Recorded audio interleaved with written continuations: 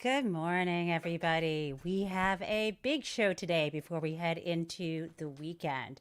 Three topics. Of course, first is going to be Donald's depressed conference yesterday. Secondly, we're going to compare the very sad and very angry and very tired and boring man to the highly energized Harris campaign stops yesterday. And then we will take a brief detour to some very important legal news related to what is going on with the Chutkin case. This is the criminal case against Donald Trump related to the interference in the 2020 election. Why is that being delayed one more time? No need to worry. I will explain it to you. And finally, we will make our stop in Crazy Town. But folks, let's start with yesterday's depressed conference. Now, some of you obviously watched it, and others wisely just didn't flip and bother. So I watched it for you, and I will admit there were times when I wanted to fall asleep. In fact, we watched it together here on Mary Trump Media. It was the Nerd Avengers led by Mary herself. And we sat there with you and listened and then offered commentary afterward. And I think, I'm pretty much of the camp that this dude needs new material and he's broken down and depressed. And so I think perhaps the best way to characterize what went down yesterday is with this brilliant little clip. Someone added a filter. Someone added a filter to what he was saying. And I think it captures, this thing about the inside matching the outside. Donald Trump always wears this kind of same uniform to project, I don't know, comic book consistency. The man's always wearing that blue baggy suit and the red tie and a white shirt. He consistently has that really weirdo comb over.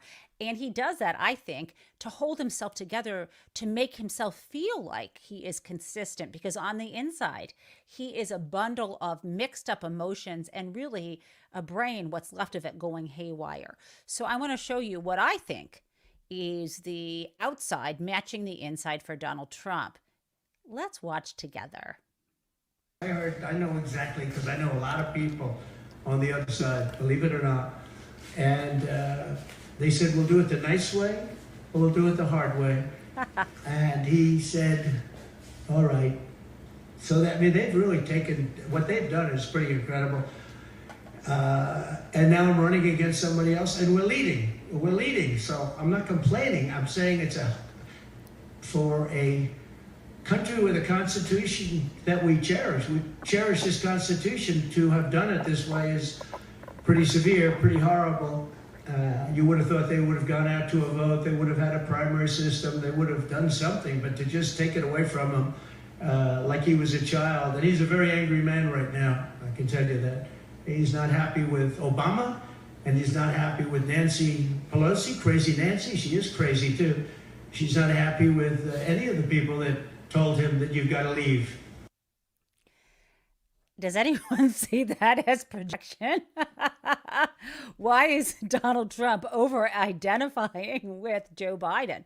Right. Anyway, that was not actually him crying at the press conference, but don't you see how that visual really matches his whiny, scared, and very kind of depressed, low energy presentation. And so again, before I jump into some of the clips, it really is hard to characterize what went down yesterday because, to some degree, it's some of the same that we have heard before. And how do you describe some of the same but worse? And so I decided, it's probably best to try to channel my inner Tim Walz, because I believe Tim Walz is a linguistic genius. Never since Lewis Carroll invented the poem The Jabberwocky for his Alice in Wonderland book series, have we ever had someone who has so quickly captured the essence of something that it sticks? And I know you folks, I know my friends in the chat, y'all know the Jabberwocky. And I got to tell you, sometimes when I try to say the Jabberwocky, I end up quoting the beginning of a different poem. But let me see if I can do this. 'Twas a brill and the something Geyer and Gimbal in the Wabe and the mums. I don't know. See, I'm very bad at it. But the bottom line is there are a lot of words in 'twas Brillig and the Slithy Toves did Geyer and Gimbal in the Wabe. Okay, I got the beginning. But at any rate, there are so many words in the Jabberwocky that Lewis Carroll invented, like the word chortle to describe a laugh that never existed till he brought it into existence. And let's be clear, Tim Walz, the vice presidential pick for Kamala Harris, did not invent the weird word. Weird word. Weird? The word weird or the word or describing someone as a weirdo. But he mashed two things together that belonged together, which is instead of looking at folks in MAGA and especially looking at JD Vance and Donald Trump and all these folks as just something so strong and so dangerous, which they are dangerous. But to bring them down a peg, let's say they're really weird. What they're doing is weird, and we don't want people interfering in our lives. I mean, the Republicans were supposed to be the party of less government, and now they want to be literally up into your private parts. They're really obsessed with that. So I was trying to think, again, what is the best way to describe what went down yesterday, and specifically with Donald Trump, because everyone around him is a weirdo. But he's something a little bit different. And I think the way I would look at yesterday is that Donald Trump just isn't right. He's just not right in the head, right?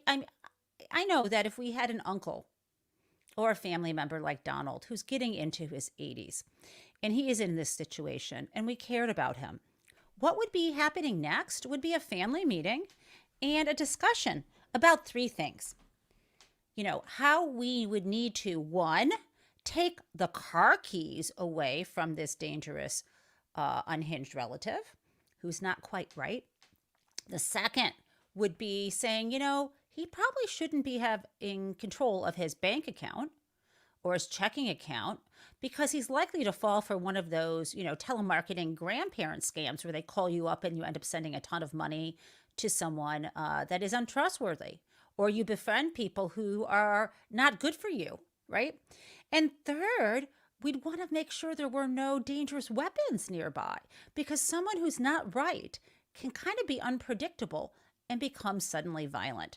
Again, so three things we would do if Donald Trump were our relative. We talk about, again, one, taking away the car keys, two, not letting him have access to the bank account, and three, making sure he did not have access to any dangerous weapons, whether they be knives or guns or the like. Why? In all three cases, it's not just that he would be a danger to others, but he's a danger to himself. And that was what we would think about a family member. So it's really weird, as far as I'm concerned, that we'd be letting Donald Trump have access to the keys to the White House, to the U.S. Treasury and its unlimited funds, as well as what he was saying yesterday. He wants to control the Fed, which is supposed to be an independent body, independent of politics. And I say supposed to be, that's a topic for a different day. And thirdly, why in the world will we give this guy who's not quite there, not there at all, a little off, a lot off? Why in the world will we give this guy access to our nuclear weapon arsenal at his fingertips? So again, you know what I'm talking about. We all know he's not quite right.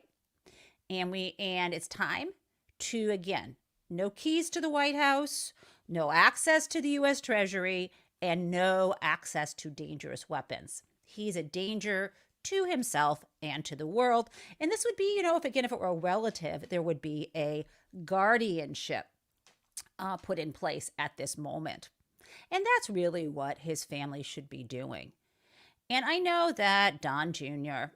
and Ivanka and Eric, I don't want to forget him, and poor Tiffany, who is often forgotten, and young Barron, and even his beloved, although very distant wife, Melania, are not probably watching this YouTube show. But if they are, I would ask them and you to please subscribe. And please know, this is just a little side note, right now is our last day of multi-streaming the show on Mary Trump Media. So on Monday, effective Monday, we're only going to be streaming exclusively here at Jen Taub. So this would be a good moment to make a note, if you're watching on Mary Trump Media, to immediately after the show, go over onto YouTube and subscribe to at Jen Taub. Okay, but back to this. I don't think the family is watching, but if they were, they should do that for him. But I do know that my neighbors and voters in America are watching. And I would encourage you to employ this common sense conversation with your friends when you talk about and family if they're actually considering voting for Donald Trump. If you would not give this man, if you would make sure that this man did not have car keys or access to his own bank account because of how off he is, or weapons, why in the world would we let him have keys to the White House, access to all the money in the US Treasury, essentially, because he would be able to, if he's trying to now control the Fed, do that. And finally, to have the arsenal of nuclear weapons that could destroy the entire world and planet at his fingertips. Pretty simple, guys. Okay, so before I again get to the clips, I'm still struggling with a metaphor. And yesterday, I think I really hit it on Twitter. And I have to thank a friend of mine who said, Donald's an entertainer. He's not anything other than that. And that's how we got, famous to begin with. He was a terrible businessman. If he'd just been given all the money that he in part stole from his father's estate, because he kept, we know he cut Mary Trump and her brother out of the will. That's a whole other situation. But at any rate, this man was given so much money. We think people have calculated it to like hundreds of millions of dollars. If he had just put it in an S&P 500 index, he would have so much more money than he does now. But he built business after business that went bankrupt, right? And he got famous because he was on that show, The Apprentice, and people thought, hey, Donald Trump's this great businessman. And it was a fun reality television show, guys. But it's not fun anymore. Reality is different than reality television. And so it dawned on me on Twitter that the way to think of Donald Trump is kind of like a washed up dinner MC at a failing resort in the Catskills in the 1980s before the very last one shut down. And it is the night before the owner finally decides to fire him. That's what Donald Trump seemed like last night. And I know that might seem very specific. And let me tell you, I've never been to a resort in the Catskill, but I've seen the movie Dirty Dancing, and I have a sense of what went down when this was sort of pre-Las Vegas in the early first half of the 20th century, when all kinds of actually decent and famous comics, including people like George Burns and others, would come and do their shtick and, do the kind of vaudeville and dancing acts, and there'd be MCs and there'd be performances at dinner. These were summer resorts that people would drive to from the New York area and upstate New York, because this was before there was really commercial air travel. And that's where people would spend their summer weekends, or they'd have a family vacation. And this is largely something that Jewish people did. Where my family is from, in the Detroit area, and I have family from Canada, the place they would go would be to a place in Western Michigan that had the similar resorts. In fact, my grandmother Edith met her husband Sam at one of these similar resorts, but in the Detroit area. So Donald Trump really is looking like one of those washed up entertainers. And so I've been pretty specific. And now that's what he seems.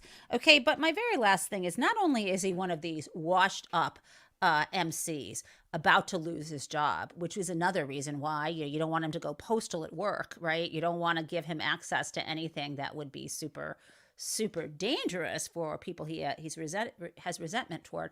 But everything's going bad for him. So what he also reminds me of, if that doesn't click for you, is he reminds me of an angry ex-boyfriend leaving a voice message on his ex-girlfriend's voicemail. And I know people don't really have machines anymore. Some of us remember what it was like to have an answering machine, but we still have voicemail, right, on our phones, inside of the phones. And so what you may not know, my friends, who are of my era, Gen X and older, right? You may not know that there was this trend this spring on TikTok. It was a dancing trend, and it's one of my favorite things I've ever seen. And it is young women doing interpretive dances to the nasty voice messages their boyfriends leave on their phone. And I am going to promise you something. First, right now, I'm going to play for you one of those voice messages. And if you wait to the very end of the show, during Crazy Town, I am going to be Crazy Town because I am going to play for you the audio, not of an ex-boyfriend's voice message. I'm going to play an audio from Donald's depressed conference yesterday, and I will be doing a chair interpretive dance for you. It's going to be fabulous. Okay, so let me play for you what that is to tease this out so you can wait till the end. This is part of the trend. This is one of the most fabulous versions of it. Let's listen. You actually blocked my fucking number.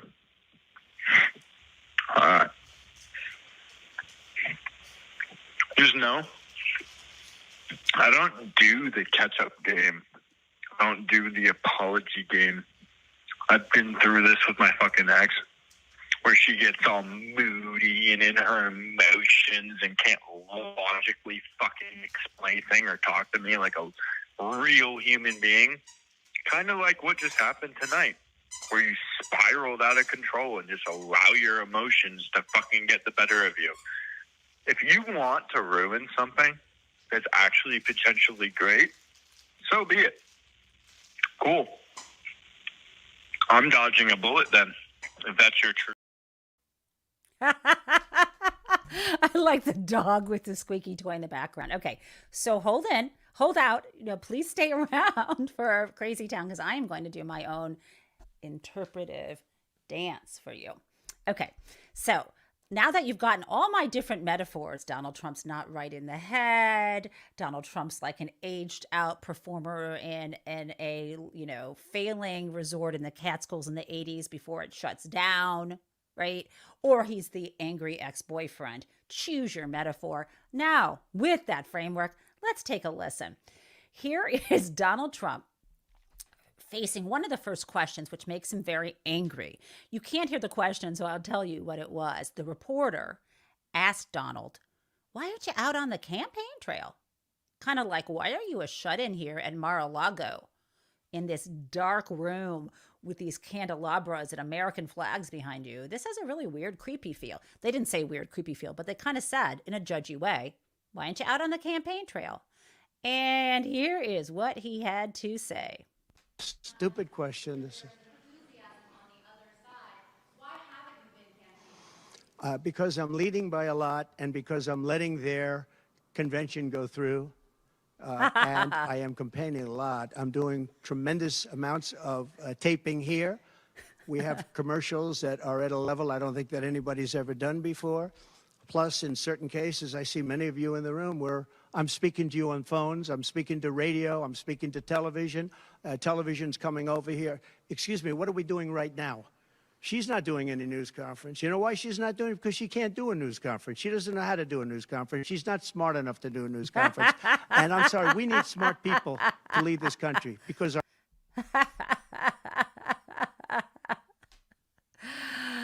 Oh my God, that was so defensive, right? And let me just make something clear. I don't know if you know what day of the week it is and what it was yesterday, but yesterday was August 8th.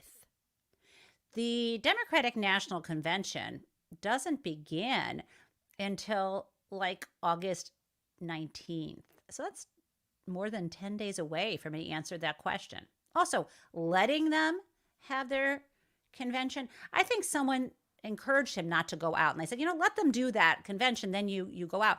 What really the answer here, I know why he is not going out in public. And you know why. You saw the teeny tiny crowd around J.D. Vance. And you know that if Donald Trump tried to counter program and show up, whether it be in the same cities where Kamala Harris has been, in the same states, whether he was in Wisconsin or Michigan or like today in Arizona, you know damn well, and so does he, that he would not draw the crowds that she did, and the comparison would be deadly for his ego and his campaign. So that's the real story there. Now, there was some other crazy stuff that he said. very egotistical. And then some sort of showing his hand in terms of what his policy is. Now, there wasn't much policy. It was some of this, as I said, some of the old material, get some new stuff, Donald. You're down to the point of, I'll be here all week, try the veal situation. Okay, this is what he said, which was astonishing. This is where he literally compares himself to Martin Luther King Jr. based on crowd size. Let's play it. Going to the Capitol, but you never see the picture of the crowd. The biggest crowd I've ever spoken. I've spoken to the biggest crowds. Nobody's spoken to crowds bigger than me. If you look at Martin Luther King, when he did his speech, his great speech, and you look at ours, same real estate, same everything. Please. Same number of people, if not, we had more. And they said he had 1 million people, but I had 25,000 people. But when you look at the exact same picture, and everything's the same because it was the fountains, the whole thing, all the way back to from Lincoln to Washington, and you look at it, and you look at the picture of his crowd, my crowd, we actually had more people. They said I had 25,000, and he had 1 million people, and I'm okay with it. No. That is absolutely what we would call in the legal profession batshit crazy. Absolutely nuts. And if you don't believe me that it's not nuts, and first of all, deranged to even try to compare himself to MLK, I did bring some evidence here. And I probably, let me just pull this up because somehow I do have the slide, but I did not load it up. So I'm going to tell you that the NAACP, as well as others, have pointed this out. So let's take a look at what these crowds actually looked like. Okay, here we have a tweet yesterday from the NAACP, and I'm going to read you what they said. Donald Trump just said that he had a bigger crowd on January 6th, right? That's the day when he was out at the Ellipse, when he fomented the violent attack on the U.S. Capitol to try to interfere with the peaceful transfer of power. That was not them. I was adding that footnote. So they said again, Donald Trump just said that he had a bigger crowd on January 6th than Dr. Martin Luther King did when he delivered I Have a Dream. Not only is this completely false, but here's what is more important. MLK's speech was about democracy. Trump's was about tearing it down. And I think you can see on the right, it's a black and white photo, and you can see from the, at one end from the Lincoln Memorial all the way to the other side of the reflecting pool. And absolutely not. Donald Trump's crowd on the left, you can see the Washington Monument there. I'm sorry, the far end of what we're looking at in the reflecting pool, the far end, you do see the Washington Monument at the far end. And similar here on the left with Donald Trump's crowd, you do see the Washington Monument. There is no comparison in size, and there is no comparison in terms of intent. Now, the absolutely actual legacy to what Martin Luther King brought to this country is not Donald Trump. It's the Harris Walls ticket. But before I get to that, since we talked about January 6th, Donald was asked about, once again, the peaceful transfer of power. And a delusional lie came out of his mouth. I'd like you to hear it. You said that it was peaceful transfer of power last time when you left office. You didn't concede January 6th was a violent attack. How was that a peaceful transfer of power? What's your question? My question is, do you think that last time was a peaceful transfer of power when you left office? No, I think the people that, if you look at January 6th, which a lot of people aren't talking about very much, I think those people were treated very harshly.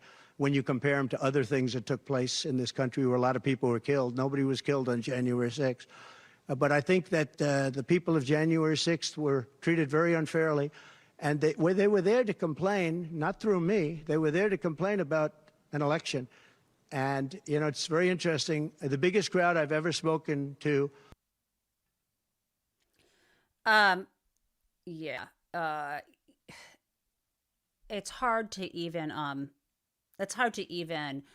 deal with that on the merits, but it's not true. And let me just point out, and this is the important part before I pivot now to how great, in contrast, Harris did on the trail, Harris and Walz, and why they are really the legacy of MLK. No one who was at Mar-a-Lago was unfriendly or neutral. Donald Trump's campaign only alerted members of the press who would throw them softballs to get credentials. They were told in advance, and then they could fly down. That's why you saw Maggie Haberman of the New York Times there. And it was, you know, the press was absolutely fawning. And I'm going to give you an example. Right here, there is, I think I see it. And I'm actually trying to find the clip. Here it is. Here was the press at the press conference praising Donald Trump, right? Because he's their meal ticket, the ones who were there. Let's look at this clip. 김정은 동지께서는 우리 준이 방송원의 집을 찾으시어 가족방을 비롯한 살림방들을 일일이 돌아. Oh my God, whoops. That was the wrong clip. That was the North Korean press. That was that anchor who's on North Korean television. There she was with Kim Jong-un praising him. Because you know why? He was buying her family a new home. Okay, sorry. So that wasn't the clip. Let me show you instead Jesse Waters, who I don't think was there in person, but he was praising, just like people praise our dear leader in North Korea, what Donald Trump did at his depressed conference. Let's look at that. That's actually the real thing. There was nothing after this press conference that got picked up and went viral by the mainstream media that they were like, gotcha, he said this, he said that, in a negative news cycle. It was flawed. That's because it was so boring, people were falling asleep, Jesse. Okay, so now I want to pivot to my second topic, which is the contrast. Because let's have some joy and let's focus on a real candidate who has something to say. So here was the Harris campaign. She was on message, and this was yet another event that she had done in Detroit. This was meeting with the UAW, the United Auto Workers, because they have officially endorsed her ticket. I will play this for you. And then the outcome will be fair. And isn't that what we're talking about in this here election? Yes. We're saying we just want fairness. We want dignity for all people.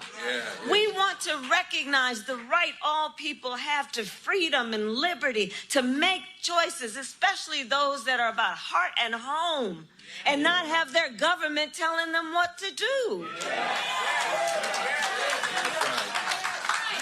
Our campaign is about saying we trust the people. Yeah. We see the people. We know the people. You know, one of the things I love about our country? We are a nation of people who believe in those ideals that were foundational to what made us so special as a nation. We believe in those ideals. And the sisters and brothers of labor have always fought for those ideals. Always fought for those ideals. And we know we are a work in progress. We haven't yet quite reached all of those ideals, but we will die trying because we love our country and we believe in who we are. There's a bit and more of that's this. what our campaign is about. We love our country. We believe in our country. We believe in each other. We believe in the collective. We're not falling for these folks who are trying to divide us, trying to separate us, trying to pull us apart. That's not where the strength lies. And there is that. And so I say to all the members of UAW, and Sean Fain, as the first who I talked to about this. I am so deeply honored as a lifelong supporter of union labor for Tim and I to have the endorsement of UAW. I love that. I love the idea about unity and about our collective greatness. I'm very much, just to be clear, just like people who support unions, I believe in markets, and I believe markets work well when we balance the interests of labor and capital. It makes sense. When our country was growing the strongest and we had the deepest, broadest middle class, it was when unions were powerful. We need the right balance there. I believe in shared prosperity. I want to lift everybody. And let me now show you a very brief clip of the head of the UAW, Shawn Fain. I got one more clip before I get to a zinger, and we will be doing that quick legal update, and then Crazy Town. And remember, stay on for that interpretive dance I promised to do for you. Donald Trump calls me stupid. And you know why? Because he thinks auto workers are stupid. But we're not stupid. We don't fall for Trump's alternative facts, or what we all call lies. That was a shout out to Kellyanne Conway, who, when she was asked in the 2016 campaign why Donald Trump lies, and she said it's not, misinformation or lies, they're alternative facts. Okay, great, Kellyanne. Okay, and I want to show you because it's a ticket of Harris and Walz, and what Walz brought to the conversation at that UAW event was reminding us that Donald Trump is absolutely inextricably linked to the Project 2025 agenda that he worked on with the head of the Heritage Foundation. When I say worked on, gave them carte blanche to come up with the agenda, which we've talked a bit about before. So let's hear from Walz, who makes it clear not to ever let Donald escape the fact that he is glued to that backwards agenda. And this thing of playing dumb while he sits on the planes with these billionaires and says I don't know anything about Project 2025. I just fly on the planes with them. You know what it's going to do? One of the goals of that, plain and simple, and they know this has been going on forever.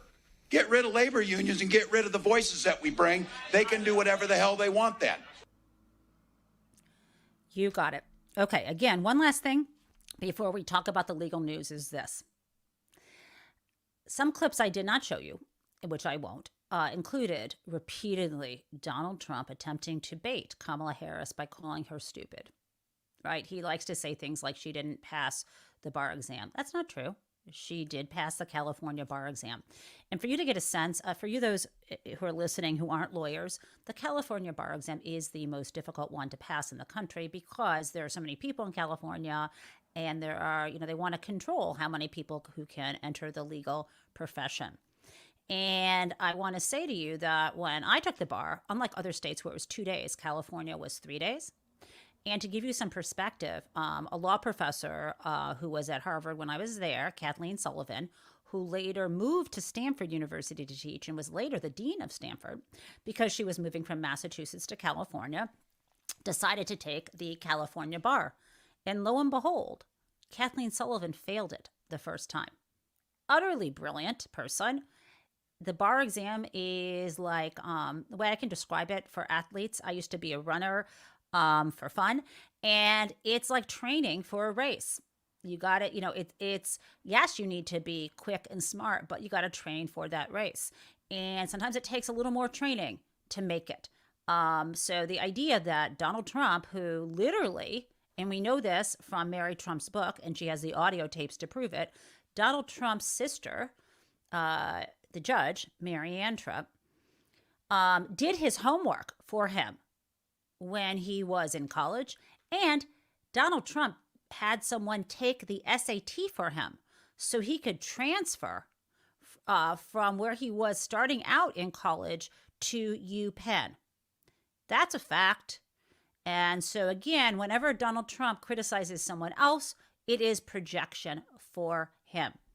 Okay, so Harris handled this very well. She was busy. She was doing her thing, speaking to voters, speaking at out on campaign events. Unlike Donald Trump, who is shut in like like Howard Hughes in his final days, or Elvis before his demise. He's shut in inside of his own little palace.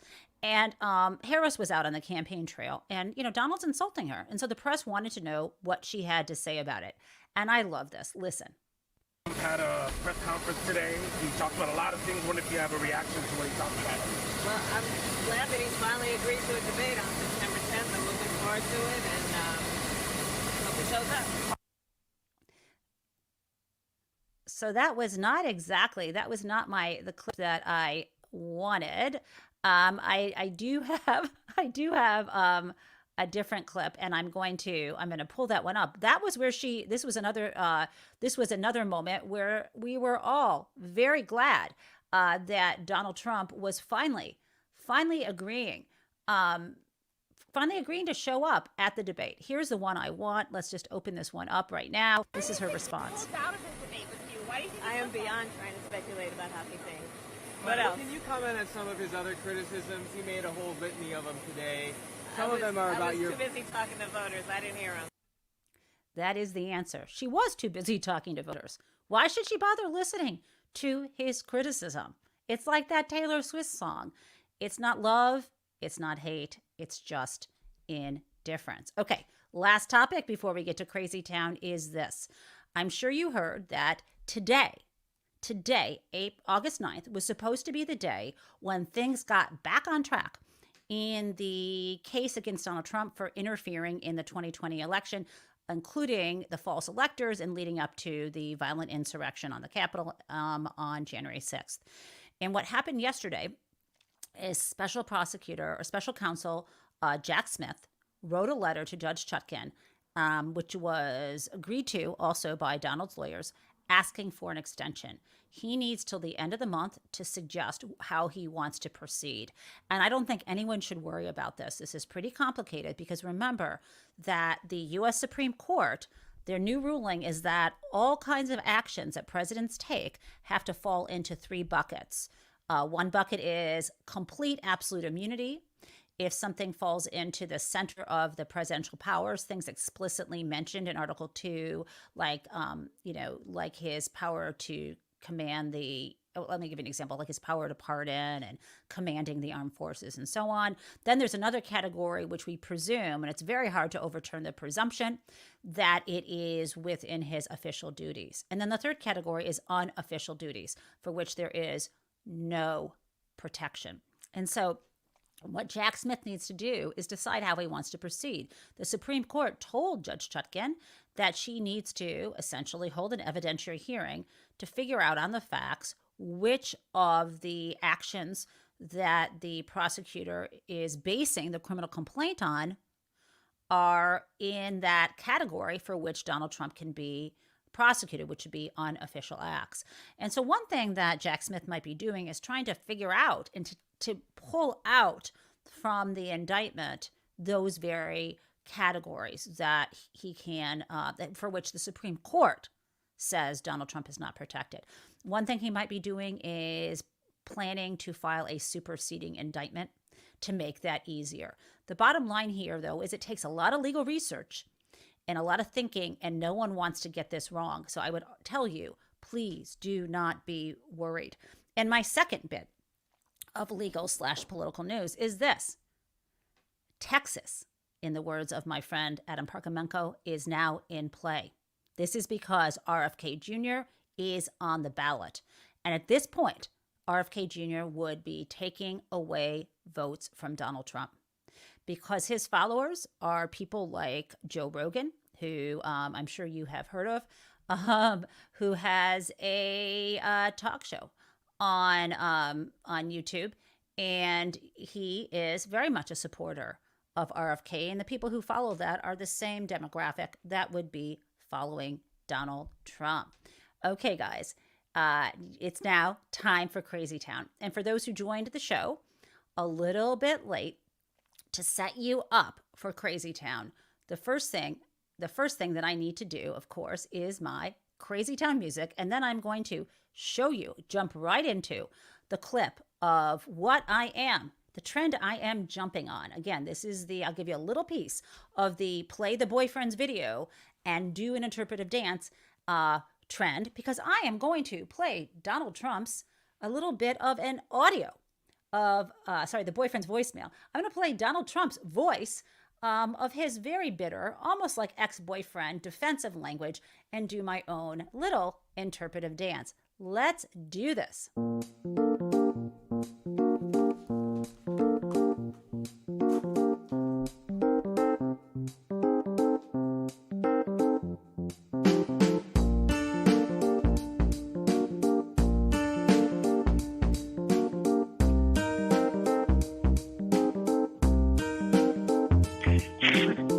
You actually blocked my fucking number? Alright. Just know, I don't do the catch-up game. I don't do the apology game.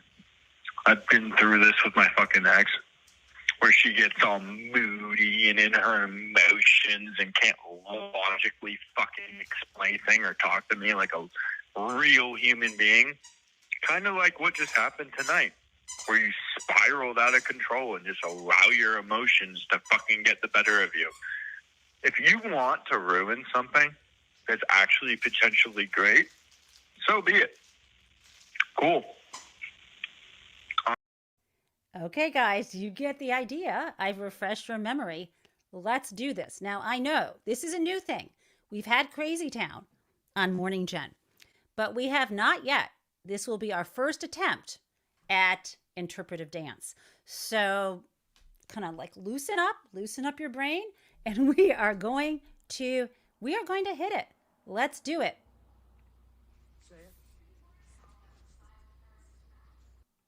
Hold on one second, guys.